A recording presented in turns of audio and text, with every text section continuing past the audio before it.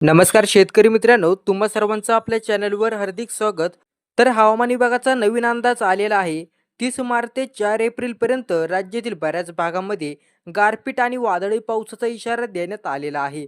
तर कोणकोणते ते जिल्हे आहेत जाणून घेऊया.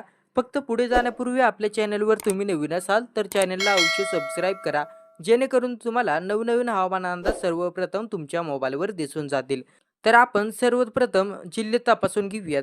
विदर्भामध्ये पाहिलं तर अमरावती, अकोला, बुलढाणा सोबतच वाशिम आणि नागपूर या जिल्ह्यात वादळी वाऱ्यासह गारपिटीची ही दाट शक्यता वर्तवण्यात आलेली आहे.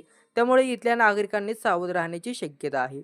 मराठवाड्यामध्ये पाहिलं तर येलो अलर्ट देण्यात आलेला आहे. छत्रपती संभाजीनगर, जालना, बीड, धाराशिव आणि लातूर येथे विजांच्या कडकडाटासह मध्यम पावसाचा अंदाज हा वर्तवण्यात आलेला आहे. उत्तर महाराष्ट्रामध्ये पाहिलं तर जळगाव, नाशिक आणि धुळे या पट्ट्यात ढगाळ हवामान राहील आणि काही ठिकाणी हलक्या सरी पाहायला मिळतील. पश्चिम महाराष्ट्रामध्ये पाहिलं तर पुणे, अहिल्यानगर आणि सातारामध्ये प्रामुख्याने दुपारनंतरनं या जिल्ह्यांच्या काही भागात अचानक वारे सुटून पावसाची हजेरी लागू शकते. सध्या नेमकी परिस्थिती तर काय आहे? राज्यात सध्या कडक उन्हाळा सुरू असतानाच अरबी समुद्रातून येणारी बाष्पयुक्त वाऱ्यांमुळे वातावरणात हा बदल पाहायला मिळत आहे.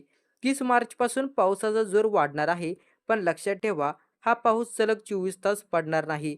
हा स्थानिक पावसाचा परिणाम असल्याने काही भागात जोरदार तर काही भागात फक्त ढगाळ वातावरण राहणार आहे.